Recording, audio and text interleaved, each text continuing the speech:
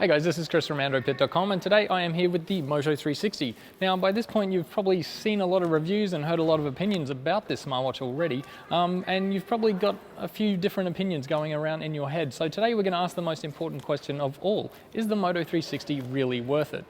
So first things first, it's pretty obvious that the Moto 360 is easily the best looking Android Wear smartwatch around right now. Compared to the G Watch from LG and the Samsung Gear Live, it's definitely more interesting looking. We've got the LG G Watch R, which is also circular, coming out in the next few days as well. Now, three of the biggest things that you've probably heard about the Moto 360 that might be giving you cause for concern are about the size, the processor, as well as the battery. Now, I wear a pretty standard size watch as far as I'm concerned, so the Moto 360 for me is actually no bigger than the watch that I'm used to wearing. If you're coming from wearing no watch at all, or you come from more of a dress watch, something a bit thinner or smaller in size, then obviously it's going to be a bit of a step up. But if you're used to bulky watches, then the Moto 360 is really no bigger than your average diver's watch. In terms of processor, yes, it is an older processor and it is a little laggy. It's definitely not the fastest smartwatch out there, but then again, you have to consider what a newer processor is going to cost, and also just what kind of performance you really expect from a smartwatch. Does it really need to be as insanely fast as your smartphone?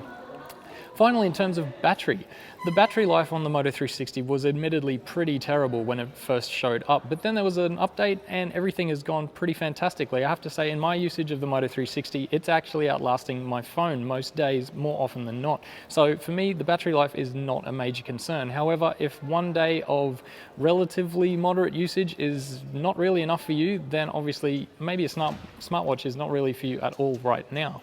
So there's obviously a few minor hardware differences between each of the available smartwatches, but some of the things that the Moto 360 does incredibly well, in my opinion, are things like the Qi wireless charging. I really think this should be a standard for all smartwatches, and the dock is clearly much better than the other kind of weird cradles that you get with the other smartwatches around right now. Another thing I really like is the physical button. While it has pretty limited functionality at the moment, I'm sure once developers get behind it and provide access to like a shortcut to recent apps, that would be fantastic. Obviously, as Android Wear develops, we'll be seeing more uses for the physical buttons and the hardware built into the smartwatches as well. So obviously all Android Wear smartwatches are running the same Android Wear interface. It's pretty much identical on all. There's a few differences like the available watch faces that you'll get on each, and of course some have some minor differences in terms of a compass or a heart rate monitor, that kind of thing. But basically the Android Wear experience is going to be pretty much the same on everything. It's important to note though that the Android Wear is still very much in its infancy, and it really does need to mature before it's going to be offering you anything even vaguely close to the level of sophistication that you'll get on Android on your smartphone. So the big question to ask yourself is just how useful do you think Android Wear will be? It's a pretty simple question for me. If I compare the way I use my phone versus the way that I use a smartwatch, I consider things like intrusiveness. If my phone is in my pocket and it beeps or it vibrates and I have to take it out, interrupt what I'm doing, and then I check whatever the notification was, maybe I check something else, and really it kind of occupies a few minutes, even if it's something unimportant. With a watch, on the other hand, I take a quick look whenever it vibrates, I see what I need to see in a split second, and I can either choose to deal with it or ignore it. And this is something I really like.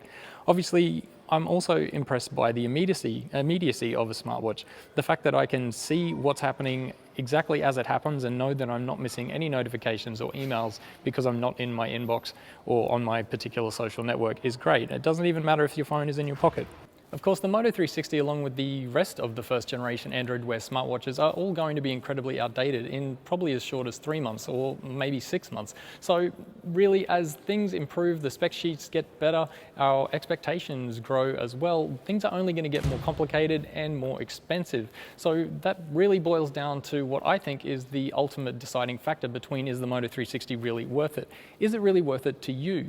Are you interested, and can you justify the $250 price tag? For me, I think yes. I'm interested enough to know what Android Wear can do. I want to see just how well it can integrate into my life and to see how useful it is before it gets so complicated and there's so many add-ons that it's hard to get down to the really core functionality of it.